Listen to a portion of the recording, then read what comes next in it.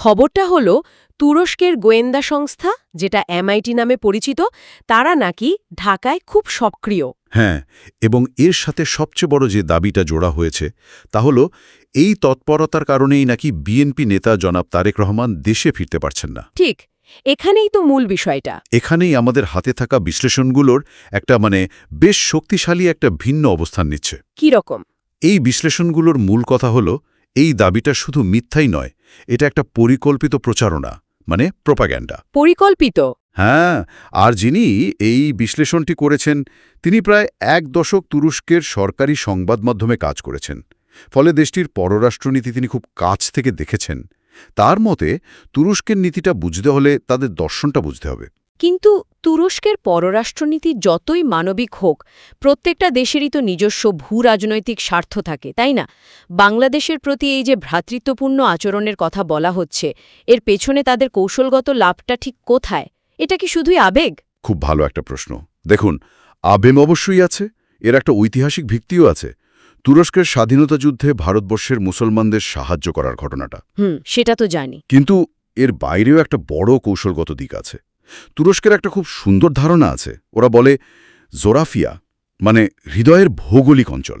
হৃদয়ের ভৌগোলিক অঞ্চল? হ্যাঁ, এর মানে হল কিছু দেশ তাদের কাছে শুধু মানচিত্রের একটা অংশ নয়, বরং আবেগ আর সংস্কৃতির অংশ।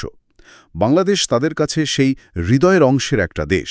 আর কৌশলটা হল তুরস্ক চায় এই জোরাফিয়ার দেশগুলো প্রতিরক্ষা, খাদ্য, সাইবার নিরাপত্তার মতো বিষয়ে স্বাবলম্বী হোক। কেন? তাতে তুরস্কের কি লাভ? কারণ বন্ধুরাষ্ট্রগুলো শক্তিশালী হলে তুরস্ক নিজেও বৈশ্বিক পরিমণ্ডলে আরও শক্তিশালী হয়। আচ্ছা, অর্থাৎ তারা বাংলাদেশকে একটা স্বনির্ভর সহযোগী হিসেবে দেখতে চায়, কোনো আশ্রিত রাষ্ট্র হিসেবে নয়। একদম। আর এই দর্শন থেকেই তো প্রশ্নটা আসে, যে দেশ কাউকে তার হৃদয়ের অংশ মনে করে, তাকে স্বাবলম্বী দেখতে চায়, সে কি সেই দেশের অভ্যন্তরীণ রাজনীতিতে এমন গ্রুভভাবে হস্তক্ষেপ করবে, একজন নেতাকে দেশে ফিরতে বাধা দেবে? বিশ্লেষণ বলছে এটা তাদের নীতির সাথে একেবারেই মেলে না। ঠিক আছে, বিষয়টা পরিষ্কার হলো। তাহলে যদি তুরস্ক এই কাজটা না করে থাকে, তাহলে সবচেয়ে বড় প্রশ্নটা সামনে আসছে, কারা ছড়াচ্ছে এই খবর, আর কেনই বা ছড়াচ্ছে? শুধু একটা দলকে তুরস্ক বিমুখ করাই কি এত বড় আয়োজনের কারণ হতে পারে? এখানেই গল্পটা একটা অপ্রত্যাশিত মোড় নেয়। কিরকম? আমাদের হাতে থাকা তথ্য অনুযায়ী এই খবরটা প্রথমে ভারতের কিছু সংবাদ মাধ্যমে, যেমন নিউজ 18-এ ফলাও করে প্রচার করা হয়। আচ্ছা। আর এর পরপরই বাংলাদেশের ভেতরে থাকা কিছু ব্যক্তি, যাদেরকে সূত্র ফিফথ কলামিস্ট বা পঞ্চম বাহিনী বলে চিহ্নিত করছে, তারা সামাজিক যোগাযোগ মাধ্যমে বিষয়টা ছড়িয়ে দেয়। এরা কারা? এরা দেশেরই নাগরিক, হতে পারে সাংবাদিক, ব্যবসায়ী, জনপ্রিয় কেউ বা রাজনীতিবিদ। কিন্তু তারা নিজেদের দেশের স্বার্থের বিরুদ্ধে অন্য কোনো দেশের হয়ে কাজ করে। এটা একটা ভয়াবহ ব্যাপার, কারণ তারা ভেতর থেকে একটা দেশকে উইপোকার মতো কিয়ে ফেলে। তাহলে এই বিশেষ প্রোপাগান্ডার লক্ষ্যটা কি? বিশ্লেষণে কি কিছু বলা হয়েছে? হ্যাঁ, বলা হয়েছে যে এটা একটা সিগনাল বয়ান, সতর্ক বার্তা। সিগন্যাল? কাদের জন্য? বার্তাটা হলো, ভবিষ্যতে যদি বিএনপি সরকার গঠন করে, তবে তারা যেন শুরু থেকেই তুরস্ককে শত্রু হিসেবে দেখে। এই গুজবে আবার জামায়াত ইসলামীর সাথে তুরস্কের সুসম্পর্কের কথাও বলা হচ্ছে, যা দিয়ে বিএনপিকে তুরস্ক থেকে দূরে সরানোর একটা চেষ্টা করা হচ্ছে। কিন্তু একটা বিষয়, সূত্রটি খুব জোরালোভাবে দাবি করছে যে ভারতের পক্ষে এই ধরনের তৎপরতা জানা প্রায় অসম্ভব। এটা বিশ্বাস করা কি একটু কঠিন নয়? এই অঞ্চলে ভারতের গোয়েন্দা নেটওয়ার্ক তো বেশ শক্তিশালী। আপনার সংশয়টা যৌক্তিক, তবে এই বিশ্লেষণের যুক্তিটাও বেশ শক্তিশালী। সেখানে বলা হচ্ছে, তুরস্কের প্রায় ৩,০০০ বছরের রাষ্ট্র পরিচালনার ইতিহাসে তারা কখনো ভাড়াটে খুনির মতো কাজ করেনি। এটা তাদের নীতির অংশই না। আর দ্বিতীয়ত সক্ষমতার দিক থেকে তুর্কি গোয়েন্দা সংস্থা এমআইটি বিশ্বের শীর্ষস্থানীয় সংস্থাগুলোর একটা। সূত্রমতে ভারতের গোয়েন্দাদের যারা প্রশিক্ষণ দেয়, মোসাদের মতো সংস্থাও তুর্কি গোয়েন্দাদের তৎপরতা নিয়ে বেশ উদ্বিগ্ন থাকে। তাই তাদের কোনো গোপন তৎপরতা প্রতিবেশীদের পক্ষে টের পাওয়া প্রায় অসম্ভব। তাহলে দাঁড়ান ১ মিনিট, আপনি বলতে চাইছেন এই যে এত বড় একটা আন্তর্জাতিক গোয়েন্দা কাহিনী, যার মধ্যে রাজনীতি, ইতিহাস, বিশ্বাসঘাতকতা সবই আছে, এর পেছনে আসল খেলাটা হলো প্রযুক্তি নিয়ে? এটা তো একেবারে অপ্রত্যাশিত একটা মোড়। ঠিক তাই, আসল কারণটা প্রযুক্তি। এই সব কিছুর পেছনে মূল উদ্দেশ্য হল তুরস্কের ইলেকট্রনিক ওয়ারফেয়ার বা ইডব্লিউ প্রযুক্তি বাংলাদেশে আসা ঠেকানো। তাই হ্যাঁ, অনেকেই হয়তো তুরস্কের ড্রোন বা যুদ্ধজাহাজ নিয়ে জানে, কিন্তু এটা জানে না যে ইলেকট্রনিক ওয়ারফেয়ারে তুরস্ক পৃথিবীর সেরা ৩-৪টা দেশের একটা। ইলেকট্রনিক ওয়ারফেয়ার আমার তো শুনেই গায়ে কাটা দিচ্ছে। এটা তো অনেকটা অদৃশ্য যুদ্ধ।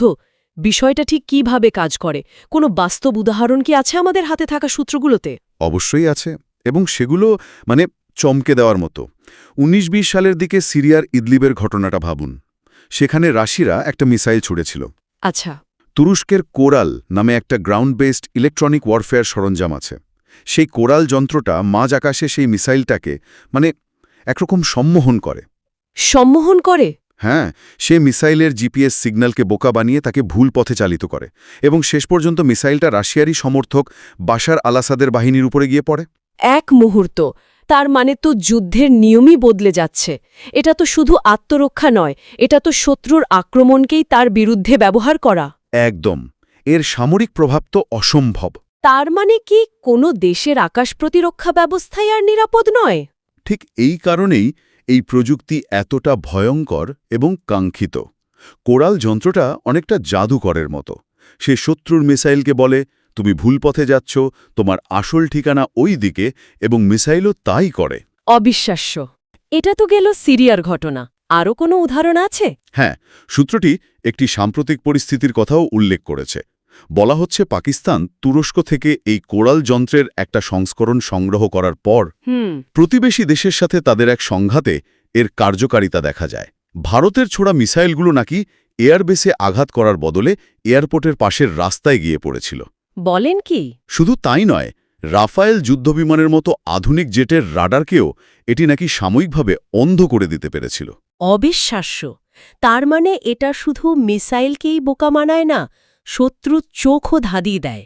এটা তো পুরো অঞ্চলের শক্তির ভারসাম্যই বদলে দিতে পারে। আর এর চেয়েও উন্নত প্রযুক্তি আছে। আছে? হ্যাঁ, যেমন এসওজে বা এয়ারবোর্ন স্ট্যান্ড অফ জ্যামার। এটা একটা উড়ন্ত বিমানে থাকা অত্যাধুনিক ইডব্লিউ সরঞ্জাম, যা আরও অনেক বেশি কার্যকর, আর এর আওতাও অনেক বেশি। এটার কাজ কি? এর কাজ হল শত্রুর যোগাযোগ ব্যবস্থা পুরোপুরি বিচ্ছিন্ন করে দেওয়া, তাদের রাডারকে অকেজো করা, মিসাইলের লক্ষ্য বদলে দেওয়া, এবং শত্রুর নিজেদের মধ্যকার গোপন কথোপকথন গোপনে শোনাও ও ডিকোড করা। এটা তো অনেকটা হ্যারি পটারের অদৃশ্য হওয়ার চাদর পরে শত্রুর দুর্গে ঢুকে সব জেনে আসার মতো বলতে পারেন। আর আমাদের হাতে থাকা তথ্য বলছে তুরস্ক এই ধরনের প্রযুক্তি বাংলাদেশের কাছেও বিক্রি করতে প্রস্তুত। হ্যাঁ, আর এটাই প্রতিবেশী দেশের উদ্বেগের মূল কারণ। এই প্রযুক্তি হাতে এলে বাংলাদেশের প্রতিরক্ষা সক্ষমতা বহুগুণে বেড়ে যাবে। আর ঠিক সেখানেই এই প্রপাগান্ডার মূল উদ্দেশ্যটা লুকিয়ে আছে, বাংলাদেশকে এই প্রযুক্তি কেনা থেকে বিরত রাখা। তাহলে যদি পুরো বিষয়টাকে এক সুতোয় গাঁথা যায়, তাহলে দাঁড়াচ্ছে এই গোয়েন্দা গুজবটা আসলে একটা ধোঁয়াশা। আসল উদ্দেশ্য হল মনস্তাত্ত্বিক চাপ তৈরি করে বাংলাদেশকে তুরস্কের এই অত্যাধুনিক প্রতিরক্ষা প্রযুক্তি থেকে দূরে রাখা। একদম।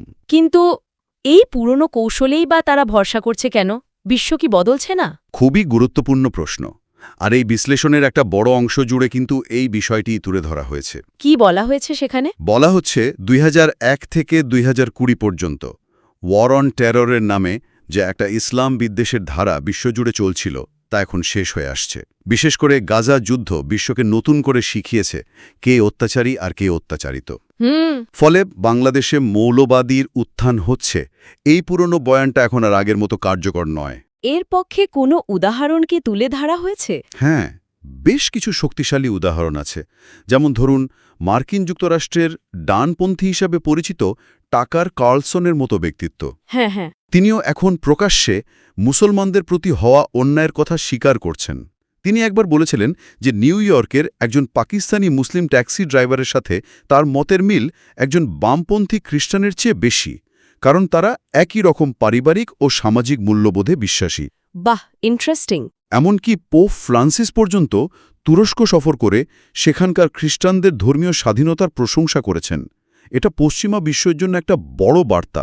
তার মানে বিশ্বজুড়ে যখন চিন্তাধারা পাল্টে যাচ্ছে, তখনও কিছু মহল সেই পুরনো অকার্যকর বয়ানকে আঁকড়ে ধরে আছে। ঠিক তাই। আর এখানেই তাদের ব্যর্থতা। তারা বুঝতে পারছে না যে বিশ্ব এগিয়ে গেছে। তাই তারা মরিয়া হয়ে ফিফথ কলামিস্টদের ব্যবহার করে দেশের ভেতরে বিভেদ তৈরির চেষ্টা করছে। তাহলে পুরো আলোচনার শেষে আমরা কোথায় এসে দাঁড়ালাম? সূত্রগুলো থেকে যা বোঝা যাচ্ছে, তুরস্কের গোয়েন্দা তৎপরতার গুজবটা আসলে একটা স্মোক স্ক্রিন, মানে একটা ধোঁয়াশা।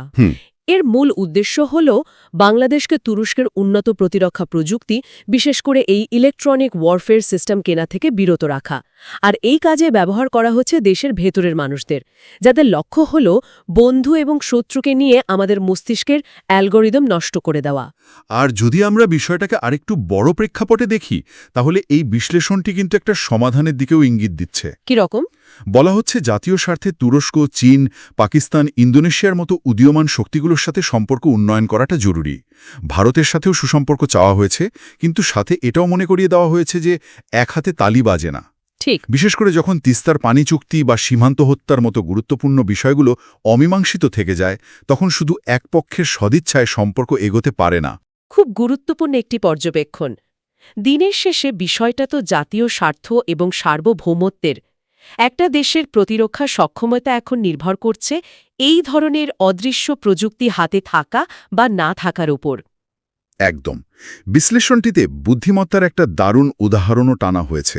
বলা হচ্ছে ব্রিটেন এবং ফ্রান্স প্রায় 1000 বছর ধরে একে অপরের সাথে যুদ্ধ করার পর তারা ইউরোপীয় ইউনিয়ন গঠন করতে পেরেছে। হ্যাঁ, ঠিক। কারণ তারা বুঝেছিল আঞ্চলিক আধিপত্যের চেয়ে সম্মিলিত উন্নতি অনেক বেশি লাভজনক। দক্ষিণ এশিয়াও যদি আঞ্চলিক মাস্তানের মতো আচরণ না করে এক হতে পারত, তবে এটি বিশ্বের সর্ববৃহৎ অর্থনীতিতে পরিণত হওয়ার সম্ভাবনা রাখত। পুরো আলোচনা থেকে একটা বিষয় পরিষ্কার, একটা সাধারণ দেখতে গুজবও কতটা গভীর রাজনৈতিক খেলার অংশ হতে পারে, যা শ্রোতাদের জন্য একটা চূড়ান্ত ভাবনা রেখে যেতে পারে।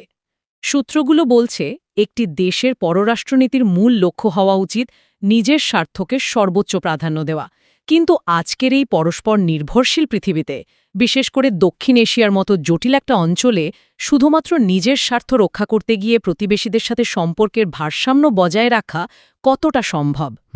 আর সেই জাতীয় স্বার্থ ব্যাপারটিকেই বা কিভাবে নির্ধারণ করা উচিত? শুধু অর্থনৈতিক লাভ দিয়ে, নাকি সার্বভৌমত্ব আর আত্মমর্যাদাও তার একটা বড় অংশ?